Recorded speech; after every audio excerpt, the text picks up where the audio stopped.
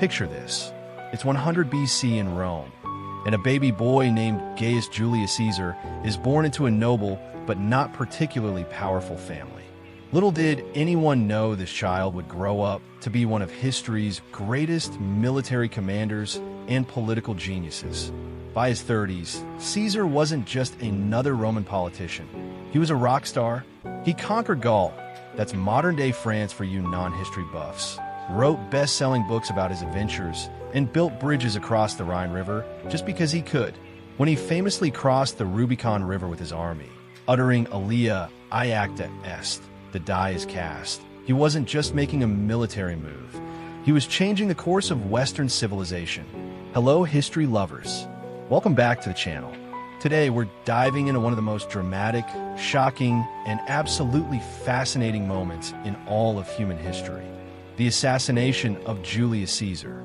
Grab your togas and your gladius swords, because we're time-traveling back to ancient Rome for a story that's got more twists than a Roman road. Picture this. It's 100 BC in Rome, and a baby boy named Gaius Julius Caesar is born into a noble but not particularly powerful family. Little did anyone know this child would grow up to be one of history's greatest military commanders and political geniuses. By his 30s, Caesar wasn't just another Roman politician. He was a rock star.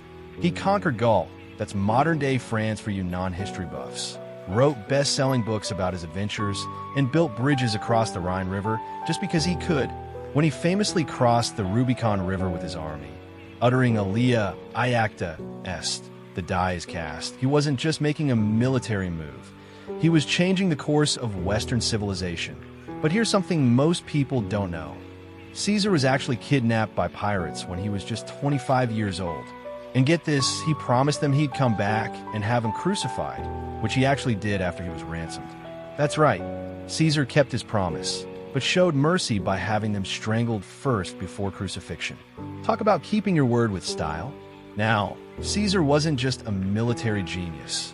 He was a master politician who genuinely cared about improving Rome for ordinary citizens. While many Roman leaders only cared about the wealthy elite, Caesar established programs to employ the jobless and sponsor the construction of new roads and buildings that benefited everyone. He even reformed the chaotic Roman calendar, creating a system so accurate it was used for over 1,600 years. And here's a fun fact. Caesar changed a month called Quintilis to Julius, now July, in his honor. He also had the image of his face put on coins, something only kings did at the time, which really ruffled some senatorial feathers. Caesar's legislative reforms were revolutionary. He passed laws protecting smallholders and pushed through land reforms that redistributed property to veterans and the poor. This made him incredibly popular with the common people, but created powerful enemies among the aristocracy who saw their wealth and influence shrinking. Now here's where things get really interesting. In the weeks leading up to March 15th, 44 BC, the Ides of March for those keeping score at home, Caesar received not one, not two, but multiple warnings that his life was in danger. First, a soothsayer famously told him to beware the Ides of March. Caesar, ever the charming politician, later joked to the man, "The Ides have come," to which the soothsayer replied with chilling accuracy, "I, Caesar, but not gone." Then came the night before the assassination. Caesar's wife Calpurnia had a nightmare so terrifying she begged him not to leave the house. She dreamed of seeing him with many wounds and streaming with blood. But here's the detail most people miss. According to ancient sources, Calpurnia also dreamed that Caesar's statue poured forth blood like a fountain with many spouts. Who wouldn't listen to that warning? And get this. On the morning of March 15th, a man named Artemidorus literally thrust a scroll into Caesar's hands containing the names of all the conspirators. But Caesar, ever the busy statesman, reportedly said, "What touches me shall be last to be regarded," and never read it. Talk about dramatic irony. So there we are on that fateful March morning. Caesar, despite all the warnings, decides to attend the Senate meeting at the Theater of Pompey, a temporary arrangement while the Curia was being rebuilt. As he takes his ceremonial seat, something unusual happens. The senators gather around him in a semicircle instead of sitting in their usual arrangement. This wasn't protocol. It was deliberate positioning.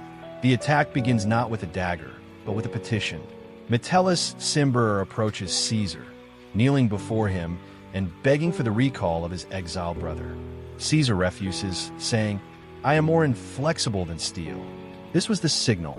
Suddenly, Publius Servilius Casca strikes the first blow, aiming for Caesar's neck, but only grazing his shoulder. Caesar turns, recognizes Casca, and in Greek, the language of educated Romans, says, "Villain Casca, what dost thou?" Casca calls for his brother in Greek, and suddenly the other conspirators close in. Here's the moment that will give you chills. When Caesar saw Brutus among the attackers, he pulled his toga over his head and ceased resisting. Contrary to what Shakespeare would have you believe, Caesar almost certainly never said, "Et tu, Brute?" That was pure dramatic invention. Ancient sources tell us he simply covered his face, perhaps to maintain his dignity in death. What happened next is pure cinematic gold. The conspirators, covered in blood, rush from the Senate chamber shouting liberty. But instead of the jubilant reception they expected, they found Rome in shock. The streets were eerily quiet, shops closed, citizens stayed indoors. But the real game changer was Caesar's funeral 4 days later. Mark Antony delivered a speech that transformed public opinion forever. Standing before the people in the forum, he displayed Caesar's bloodied toga and read his will, which included generous bequests to every Roman citizen. Antony's famous words still echo through history. "Friends, Romans, countrymen, lend me your ears. I come to bury Caesar, not to praise him." He didn't need to praise Caesar. The people's emotions did that for him. The crowd erupted in fury, seized Caesar's body, and built a funeral pyre in the forum, a spontaneous act that turned Caesar into a martyr overnight. That night, the mob hunted down conspirators they mistook for plotters. One unfortunate man, C. Helvius Cinna, a tribune and friend of Caesar, was mistaken for Cornelius Cinna, a conspirator, and torn apart by the mob, a detail that shows just how quickly emotions had escalated. Here's the incredible part. Caesar's assassination didn't save the Republic. It actually accelerated the creation of the Roman Empire. Within 17 years of that fateful Ides of March, Caesar's adopted heir Octavian, later Augustus, would become Rome's first emperor, establishing a system that would last for centuries. But Caesar's legacy goes far beyond politics. His name became synonymous with power. The words "are comes from Caesar." His military tactics are still studied in war colleges today. His calendar reform, the Julian calendar, was used for over 1,600 years. Even Shakespeare's play about his death remains one of the most performed works in the English language. Did you know that Caesar's influence extends to modern language? Words like Caesarean section, though the myth that Caesar himself was born this way is false. Caesar salad, named after a 20th century restaurateur, and even cesium element 55, named after the Latin caesius, meaning sky blue, which was associated with Caesar's eyes, all trace back to this incredible man. Let's talk about some lesser-known facts about Caesar that make his story even more fascinating. Caesar's relationship with Servilia. Caesar had a long-term affair with Servilia, the mother of Brutus. Some historians believe Brutus might have actually been Caesar's son, which makes Brutus's betrayal even more poignant. Caesar's suspicion of Cassius. Just days before his death, Caesar reportedly told a friend, "I am not afraid of those fat and long-haired men, but rather of the pale and lean ones," referring to Cassius and Brutus. He knew something was up, but underestimated the threat.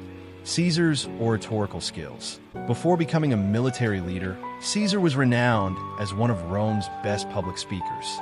His speeches were so powerful that Cicero, Rome's greatest orator, reportedly said, "Caesar's speeches were models of eloquence."